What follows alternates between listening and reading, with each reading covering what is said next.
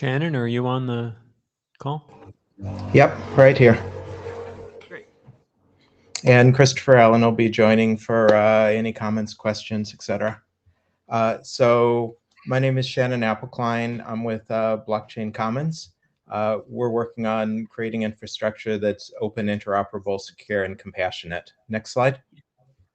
So data is the heart of the internet, but still the Wild West. There's few controls on how it's shared or reshared. Data privacy is all or nothing. Once data is breached, it's out there. It's being shared with little concern for human rights. We need to make the internet more humane. Next slide. So we have three challenges. The first issue is that data is not minimized. Most interactions involve more data than is needed, even in the face of regulations such as the GDPR. Next slide. That becomes even more problematic when data gets out there. You can combine one batch of excessive data with another, and suddenly you know a lot about the data's subject. Next slide. Worse, when you have lots of data, you can use it in ways totally orthogonal to what was originally intended. You might have given your address to receive a shipment of vinyl records, but when that gets correlated with the financial data you provided to your bank as KYC, suddenly the burglars are knocking at your door, or rather pry barring your window. Next slide. These challenges are all cumulative. More data disclosed means more data correlated, means more secondary use, means more problems. Next slide.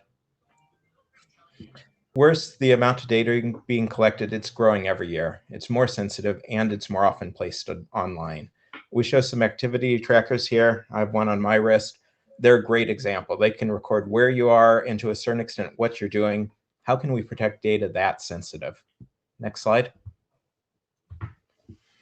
Digital identity is the next big frontier. It's really coming of age right now with DIDs, MDLs, IDAS, but it's been around for a while. I shockingly discovered I have 410 online accounts that contain a lot of personally identifiable information. If that's all correlated, everything about me is out there. Next slide. Honestly, though, identity, credentials, healthcare, they're just the tip of the digital iceberg. How much information could a competitor gain if they accessed shipping records? How much espionage could a foreign country commit if they tracked the executive office's Fitbits? How much trouble could hackers cause if they broke the chain of identity and software releases? We need to get in front of this now. Next slide. So IETF has some solutions, RFC 6973 and 8280, which talk about privacy and human rights considerations. Next slide. 6973 talks about privacy in the design of internet protocols. Next slide. 828 expands that with a look at human rights considerations such as open, secure, and reliable connectivity. Next slide. Unfortunately, these RFCs are not enough because they're not concrete, and more importantly, because they're just considerations. They're not required. They're not being used. Even if they were, new privacy innovations and requirements have appeared in the last decade. The RFCs are dated. Next slide. For example, take a look at 6973. Its first three recommendations for privacy are to incorporate anonymity, pseudonymity, and data minimization. Next slide. Shannon, excuse Yep. me, and you got a lot of slides, and so please focus on this first question. Yep. We're going to get to what we're doing and then what are questions very quickly here. So Bitcoin's an example of why pseudonymity isn't enough. I mean, we've seen you can track information through it. Next slide. Meanwhile, data minimization, though it's definitely a foundational requirement, it causes problems with some of the human rights needs in RFC 8280. Next slide. So there are some cutting-edge technologies like zero-knowledge proofs, for instance, BBS proofs, which can deal with this. Next slide. But we need privacy tech that's simple, well understood, and in production, but still more advanced than 2013. Next slide. We need a middle ground. Next slide. So that's where we come to our solution, which is deterministic hash data elision. It's that middle ground. Next slide. Deterministic means the data is always stored in the same way. Next slide.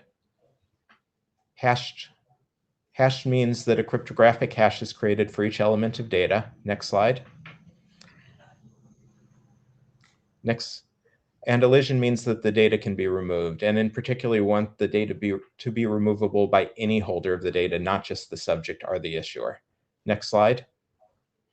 So the format we've been using for this with working code is a Merkle tree. There's other options. Next slide. In a Merkle tree, leaves hash the data of their branch, nodes hash the hashes beneath them, and a root hash, which is what you're seeing at the top here, verifies the entire structure. Next slide.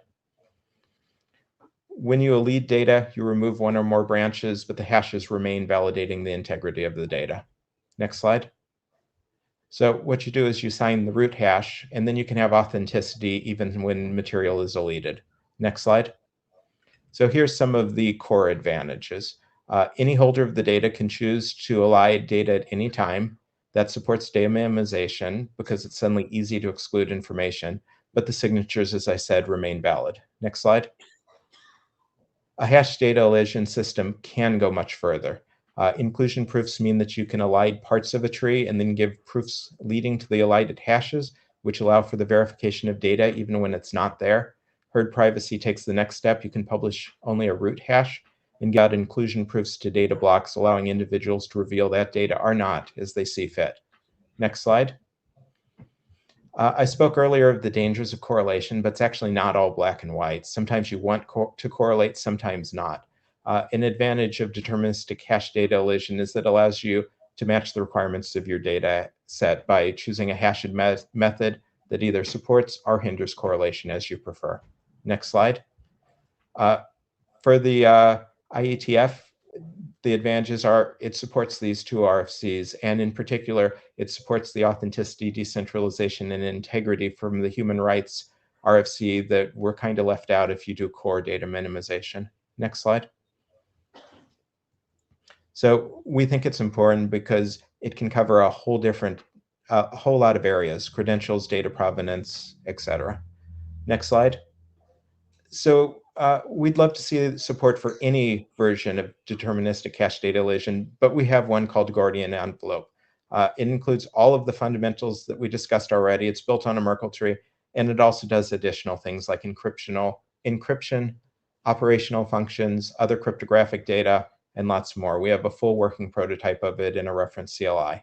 Next slide. Okay, here's our questions. Next slide. Most generally, how can we advance this sort of issue? It feels like there's not a good venue, but we have three specific things. Next slide. First, we feel like these two RFCs have been largely ignored. So how can we do better on this? In a recent working group charter, we heard there just wasn't a lot of support for these RFCs. How do we improve respect for what we've heard called core IETF values? Next slide. Specifically on data minimization, how should we create a group for it? Should it be CFRG? Should we run a BOF? Should we join another group? And next slide. More specifically for Guardian envelope or specific implementation of this, we did great work with the CBOR group on it, but they ultimately said they weren't the right venue. Some say we should try and work with COSE, but they do have legacy constraints. So do we form a working group here? Do we take it to an area director, or do we do a BOF here? Next slide. If you want more info, these are our two drafts. Appelkline hashed elision is this problem statement, and McNally envelope is the write-up of our envelope. Next slide. Next slide. Thank you. And this is contact info for myself and Christopher. Okay, thank you. That's it. Paul Hoffman. You gave a list of, the chairs gave a list of possible dispatches at the beginning of the meeting. I think this goes into a different place, which is the IRSG. I've read or I've skimmed over carefully the two drafts. There's a lot of statements in there about this will cause that, that you'll get certain features and such like that, that are far outside the protocol space. I would propose this would be something that is very strongly research, and it's not just cryptography. So I would say it would be somewhere in the IRSG, I'm sorry, in the IRTF. and would interact with CFRG but not be in CFRG. Thank you. Tobias. Yeah, so Tobias Vivek, MPI Inf, and I would actually second that. So HRPC maybe might actually be the most fitting place.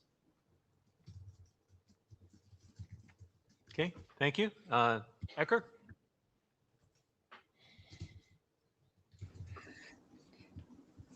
Yeah, so I think you've asked a number of dispatch questions. I guess to answer the initial one, those documents you're citing were not produced by the IETF, and so the fact that they're being not like widely implemented by IETF might be partly due to that.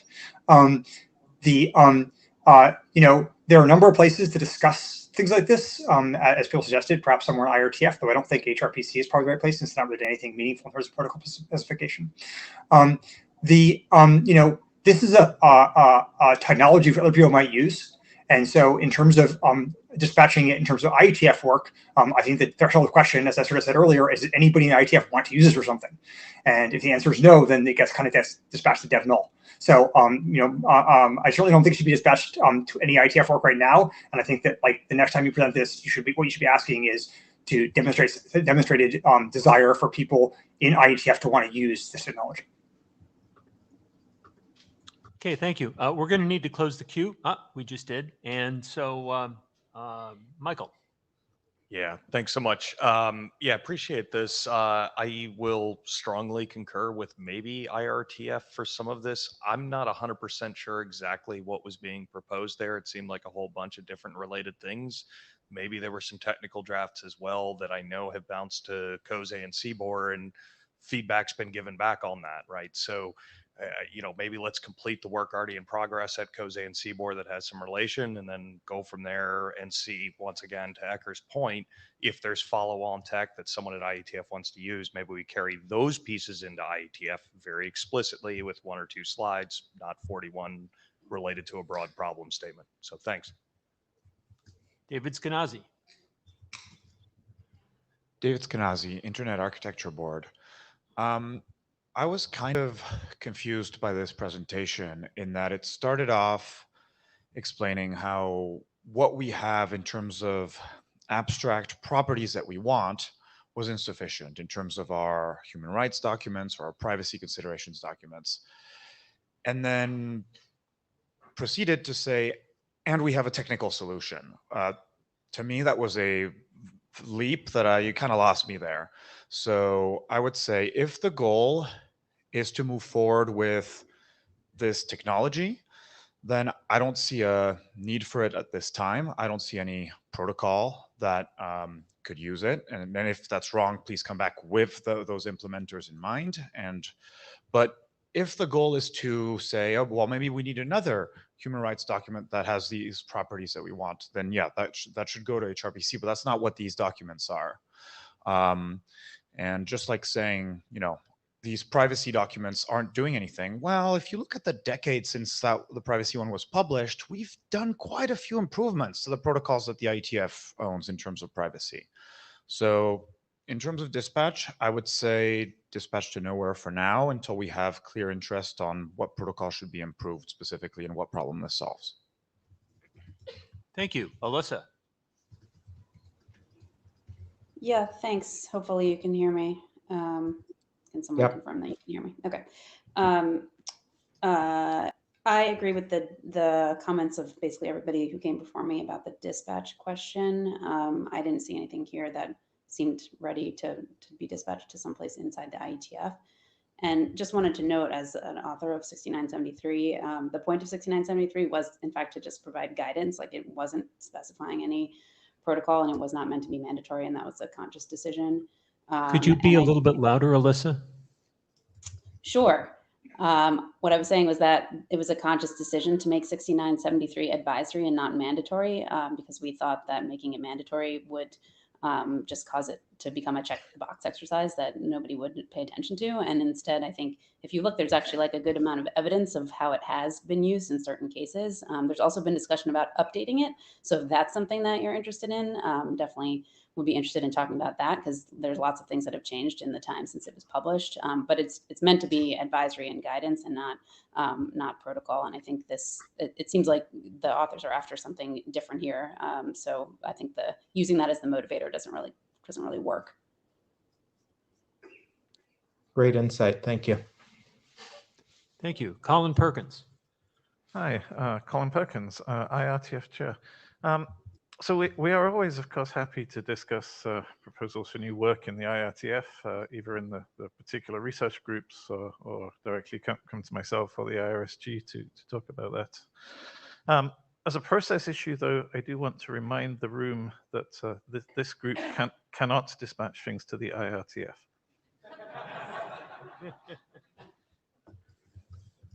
Noted. Thank you. Andrew Campling. Hi, Andrew Campling. Yeah, as Alyssa just said, 6973 and in fact also 8280 are both informational RFCs from the IRTF. So maybe the authors hadn't understood what the purpose of those was, but it would be surprising if they were applied to all protocols given they're informational. So that maybe there's a misunderstanding by the two authors here. On the dispatch question, noting what Colin just said, I was about to say perhaps the IRTF would be an appropriate place to discuss the topic, should the esteemed chair of the IRTF be minded to take that up afterwards. Ted Hardy. Ted Hardy. Thanks very much. I think the basic problem here is there are three different things being yoked together, and the fastest way to get progress here is probably to unyoke them. So if you have small scale things that relate to the work that's already going on in COSE, unyoke them from the larger scale question and go to COSE with it. If you have large scale questions of data minimization and how it affects human rights, you can talk to Colin or to the working group chairs or HRPC, but those people can't do protocol work in the IETF, just like we can't dispatch things to the IRTF. So I think you've got multiple different things kind of all put together into a vision here, but the actual work needs to be taken back out and sent to the right places, and there's no single dispatch for the whole. Some of it's just frankly out of scope for the IETF as a whole. So I just encourage you to go back and break this into the chunks of work that needs to get done, and then ask again with the individual chunks separated out, and I think the answers will be much easier. Thank you. Do you want to summarize? Okay, so for this work, and it seems currently it's not clear where it should go. No, I mean in IETF. So probably in IRTF, and so first to break down the work into more specific pieces, and go to the related research working groups to have more discussion and feedback there, and then maybe come back to here and have more specific feedback here. Great. That was all very insightful. Thank you.